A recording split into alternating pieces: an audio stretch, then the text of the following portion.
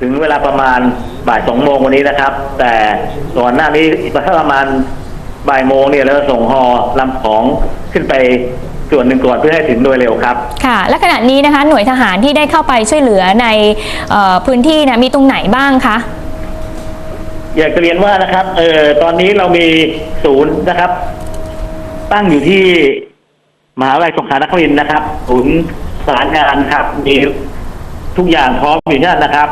แล้วก็มีเจ้าที่รอรับเรื่องต่างๆเพื่อทราบว่ามีความเดือดร้อนตรงไหนเราจะได้สั่งการหน่วยพื้นที่นะครับซึ่งเราแยกอยู่ตามจุดต่างๆเนี่ยนะครับจะได้ออกไปอีกครับค่ะขณะนี้เรื่องที่ร้องขอความช่วยเหลือมาอย่างเร่งด่วนที่ทางทหารเรือจะต้องรีบดำเนินการคือเรื่องอะไรคะเร่งดำเนินการตอนนี้ครับก็คือในเรื่องของพื้นที่ที่นะครับรถไม่สามารถเข้าถึงได้นะครับแล้วก็ในบางพื้นที่เนี่ยเนื่องจากเมื่อคืนนี้นะครับน้ำค่อนข้างแรงนะครับเรือไม่สามารถทำงานได้ตอนนี้น้ำเริ่มจะมีความเร็วของน้ำเนี่ยลดลงแล้วในพื้นที่นี้เราจะเข้าไปดำเนินการโดยด่วนเลยครับค่ะอย่างพื้นที่เขต8นะคะซึ่งอยู่ในพื้นที่อำเภอหัดใหญ่ตรงนี้ได้เข้าไปหรือยังคะเข้าไปแล้วครับเข้าไปแล้วครับค่ะตอนนี้เท่าที่ทราบนี้มีประชาชนติดอยู่บ้านเรือนมากพอสมควรไหมคะประชาชนที่ติดอยู่ตามในบ้านเรือนที่ไม่สามารถจะอยู่อาศัยได้แล้วนะครับเราได้รับการประสานแล้วเราก็ได้ช่วยเหลือออกมาจำนวนหนึ่งแล้วนะครับในช่วงนี้ก็เหลือไม่มากแล้วครับจำนวนน้อยมากครับค่ะแล้ววันนี้มีแผนปฏิบัติการในการช่วยเหลือผู้ที่โทรหรือว่าร้องขอความช่วยเหลือมายังไงบ้างคะก็อย่างที่ผมเรียนแล้วนะครับที่ศูนย์เราเนี่ยนะครับหลังจากได้ทราบว่ามีผู้ใดที่ต้อง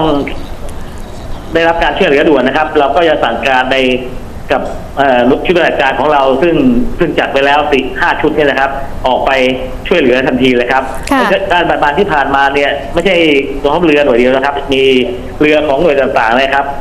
เข้าไม่ว่าจะเป็นของตชด.นะครับของการชาติจังหวัดกระบี่หรือของที่อื่นๆนะครับเข้ามาช่วยงานโดยเราเป็นศูนย์ประสานให้ครับค่ะก็มีหลายหน่วยงานที่เข้าให้การช่วยเหลือนะคะและอย่างคนที่ร้องขอเข้ามาที่ศูนย์ที่ตั้งอยู่ที่มหาวิทยาลัยสงขลานครินทร์นะคะส่วนใหญ่เขาร้องขอความช่วยเหลืออะไรมาคะส่วนมากเนี่ยก็คือเป็นปัญหาเร่งด่วนเช่นมีผู้ที่ท้องแก่ใกล้จะคลอดหรือมีผู้ที่มีปัญหาเรื่องสุขภาพนะครับแล้วก็ในเรื่องของที่จะเป็นในเรื่องการต้องได้รักษาพยาบาลด่วนนะครับส่วนมากจะเป็นเรื่องพวกนี้ครับค่ะแล้วตอนนี้ได้เข้าไปช่วยเหลือหญิงที่ท้องแก่ใกล้คลอดได้แล้วหรือยังคะได้แล้วนะครับคือเมื่อคืนนี้นะครับถ้ารายคุณสุนิตเนี่ยนะครับค่ะรายคุณสุนิตคุณสุมิตรหลังคาบันเลยนะครับได้ช่วยออกมาแล้วเมื่อคืนนี้นะครับโดยเราส่งเรือเข้าไปนะครับแต่เนื่องจากเรือของเราเนี่ยขนาดเล็กถูกกระแสน้ำพัดตลอดเราก็เลยให้ตชด.นะครับแล้วก็กาชาติกระบี่นะครับได้เข้าไปดำเนินการนะครับเรือกาชาติของจังหวัดกระบี่เนี่ยได้รับตัวนายสุมิตรออกมาส่งไปที่โรงพยาบาลหาดใหญ่แล้วนะครับค่ะครับในช่วงที่เข้าไปช่วยเหลือคุณสุนิตเนี่ยมีอุปสรรคในการเข้าไปช่วยยังไงบ้างคะอุปสรรคใหญ่ก็คือความแรงของน้ำนะครับความแรงของน้ำที่ทำให้การใช้เรือนะครับค่อนข้างลำบากแล้วก็บางทีแล้วก็ในการติดต่อประสานงานเนี่ยนะครับเพื่อจะทราบตำบลที่แน่นอนว่าผู้รับความช่วยเหลืออยู่ตรงไหนเนี่ยเราต้องประสานกันบางทีมันติดต่อกันไม่ได้ขาดหายไปครับเราต้องพยายามว่าจะทำยังไงเพื่อได้เส้นทางแน่นอนเราจะได้เข้าไปถูกต้องครับค่ะแต่ว่าสุดท้ายนั้นก็สามารถช่วยแล้วก็ตอนนี้อยู่ที่โรงพยาบาลแล้วนะคะครับผมค่ะวันนี้คงจะได้ติดตามสิ่งที่ทางกองทัพเรือจะไปช่วยผู้ประสบภัยโดยเฉพาะรายที่เร่งด่วนต่อไปด้วยนะคะขอบพระคุณนะคะครับเดี๋ยวครับผมมีเรื่องเรียนเพิ่มเติมนะครับค่ะคือในวันนี้นะครับกองทัพเรือได้รับพระราชทานเงินจากพระบาทสมเด็จเจ้าอยู่หัวจำนวน3 ล้านบาทนะครับให้กองทัพเรือดำเนินการช่วยเหลือผู้ประสบภัยในพื้นที่ภาคใต้และโดยเฉพาะยิ่งในพื้นที่อำเภอหาดใหญ่เนี่ยโดยเร่งด่วนนะครับซึ่งสถานีกองทัพเรือได้กำลังดำเนินการเตรียมสิ่งของเครื่องใช้ที่จะเป็นอยู่และจะใช้เครื่องบินของกองทัพเรือนะครับนำส่งไปโดยเร็วครับ ค่ะขอบพระคุณเสนาธิการทหารเรือในช่วงนี้นะคะ ครับผมครับ พลเรือเอกทะเกิงศักดิ์วังแก้วค่ะนั่นคือความช่วยเหลือผู้ประสบภัยนะคะ ที่จำเป็นต้องช่วยเหลืออย่างเร่งด่วนค่ะก็คือผู้ประสบภัยหลายท่านนั้นเป็นผู้ป่วยนะคะ มีทั้งผู้สูงอายุที่เป็นอัมพฤกษ์เป็นอัมพาตไม่สามารถช่วยตัวเองได้ค่ะรวมถึงกรณีที่เป็นเด็กนะคะแล้วก็ที่แจ้งเข้ามายังทีวีไทย ก็คือมีผู้หญิงที่เป็นคุณแม่ลูกอ่อน หรือว่าผู้หญิงที่ท้องแก่นะคะรายหนึ่งที่เราประสานกันมาตั้งแต่ได้รับข่าวเมื่อวานนี้ก็คือที่คุณภัทรพิทักษ์วงศ์มณีประสานว่าคุณสุนิตหลังป่าปันซึ่งท้องแก่ใกล้คลอดนะคะ ซึ่งตอนที่ประสานเข้ามานั้น ยังไม่มีหน่วยงานเข้ามาช่วยเหลือค่ะทางทีวีไทย ก็ได้ประสานไปยังหน่วยงานต่างๆนะคะ อย่างที่ศูนย์ปฏิบัติการการแก้ปัญหาน้ำท่วม กระทรวงสาธารณสุข แล้วก็สถาบันการแพทย์ฉุกเฉินนะคะ ซึ่งในเบื้องต้นกระแสน้ำที่เชี่ยวนั้นทำให้การช่วยเหลือเกิดขึ้นไม่ได้ จนผ่านไปประมาณกว่า 20 ชั่วโมงค่ะ เจ้าหน้าที่ก็ได้พยายามจะคุยกับผู้ป่วยก็คือคุณสุนิตอยู่เรื่อยๆนะคะ ถึงขั้นคุยกันว่าถ้าฉุกเฉินนั้นอาจจะต้องมีการสอนวิธีการทำคลอดทางโทรศัพท์ค่ะ แต่ว่าล่าสุดนั้นก็ได้ประสานจนสามารถพาเธอส่งโรงพยาบาลได้นะคะ เราจะไปติดตามการช่วยเหลือครั้งนี้นะคะ จากผู้ที่แจ้งเรื่องเข้ามา คุณภัทรพิทักษ์วงศ์มณีนะคะ คุณภัทรคะ ครับสวัสดีครับผม ค่ะ คุณภัทรคะตอนนี้คุณสุนิตหลังป่าปันอยู่ที่โรงพยาบาลหาดใหญ่ถูกต้องไหมคะ ครับผม ค่ะ อาการเป็นยังไงบ้างคะ จริงๆแล้วตอนนี้ผมทำงานอยู่ที่จังหวัดนครปฐมนะครับเป็น ค่ะ งานบริษัทต้องวิ่งทริปออกผมเป็นเซลล์นะครับผมแล้วก็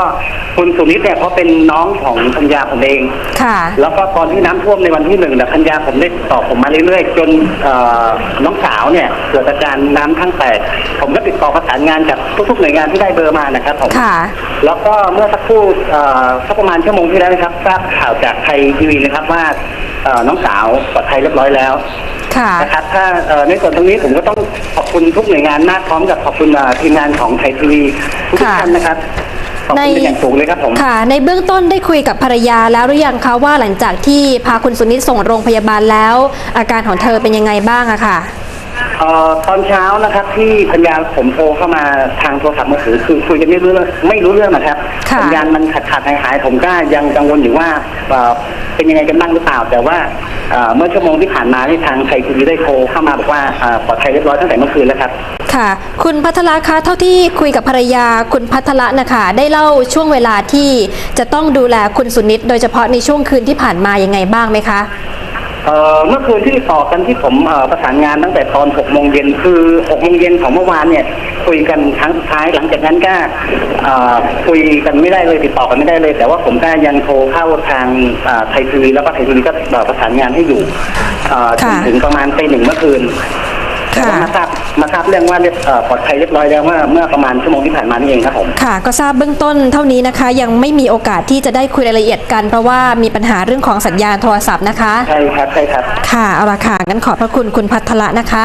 ครับในที่นี้ก็ต้องขอบคุณทุกหน่วยงานแล้วก็ทางไทยทีวีเป็นอย่างสูงมากนะครับที่ได้พาน้องสาวไปทำคลอดบานอย่างปลอดภัยขอบคุณเป็นอย่างสูงทุกหน่วยงาน ค่ะ รับ ขอบคุณด้วยเช่นกันค่ะ คุณภัทรคะที่ช่วยแจ้งเรื่องเข้ามานะคะ แล้วก็ความช่วยเหลือนี้เกิดขึ้นเพราะว่าหน่วยงานต่างๆ พอได้รับเรื่องแล้วนะคะ ทางกระทรวงสาธารณสุข ที่มีศูนย์การแก้ปัญหาน้ำท่วม ก็ได้ส่งเรื่องเข้าไปยังหน่วยงานในพื้นที่นะคะ รวมถึงได้ประสานไปกับสถาบันการแพทย์ฉุกเฉินค่ะ แล้วก็มีความพยายามจะนำเรือเข้าไปในบ้านของคุณสุนิตด้วยนะคะ ซึ่งอยู่ไม่ไกล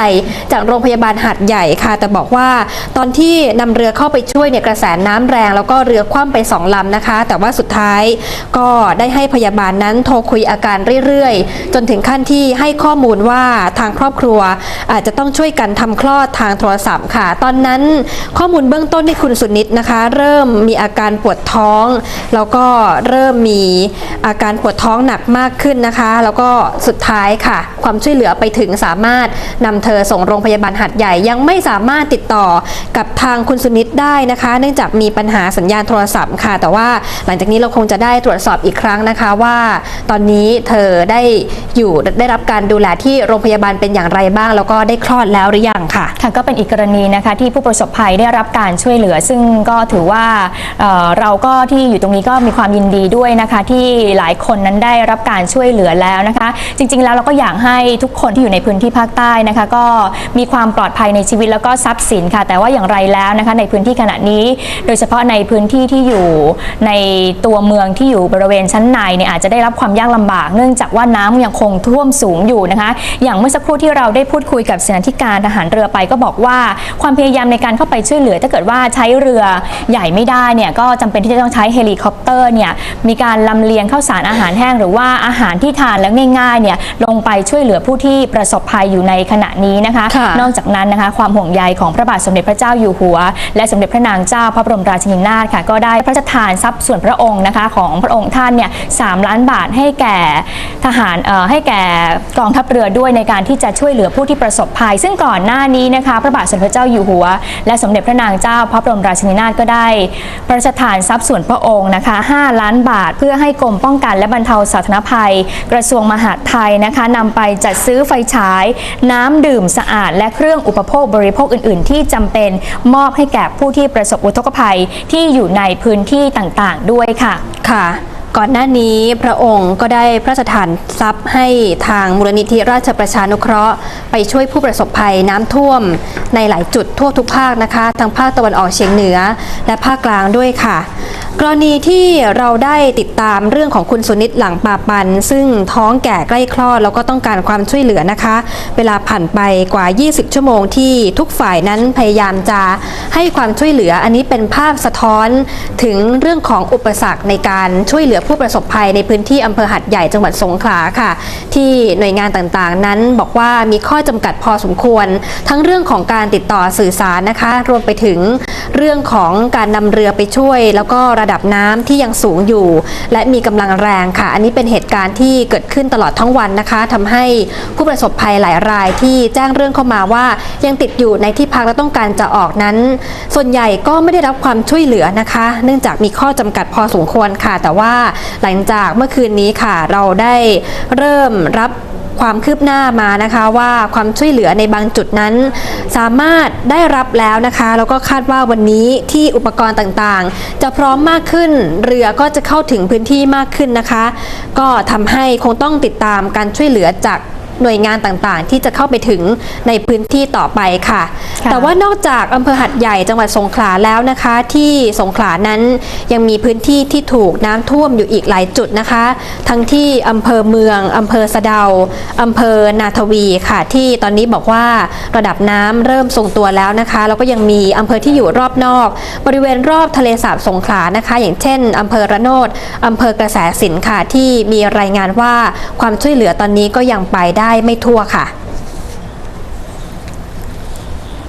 ขณะนี้นะคะหลายพื้นที่ทางภาคใต้มีฝนหยุดตกบ้างแล้วแต่ว่าที่จังหวัดชุมพรนะคะจังหวัดตรังยังคงมีน้ำท่วมอยู่บ้างนะคะมีฝนตกนะคะทำให้เกิดน้ำป่าไหลหลากนะคะเข้าท่วมในพื้นที่บ้านอำเภอละแมจังหวัดชุมพรแล้วก็น้ำป่าจากเทือกเขาบรรทัดก็ไหลเข้าท่วมในพื้นที่จังหวัดตรังนะคะโรงพยาบาลที่อยู่ในอำเภอนายงตอนนี้ก็ได้รับผลกระทบจากระดับน้ำที่เพิ่มสูงขึ้นแล้วนะคะจำเป็นที่จะต้องอพยพผู้ป่วยนะคะไปอยู่ในที่ที่ปลอดภัยด้วยค่ะ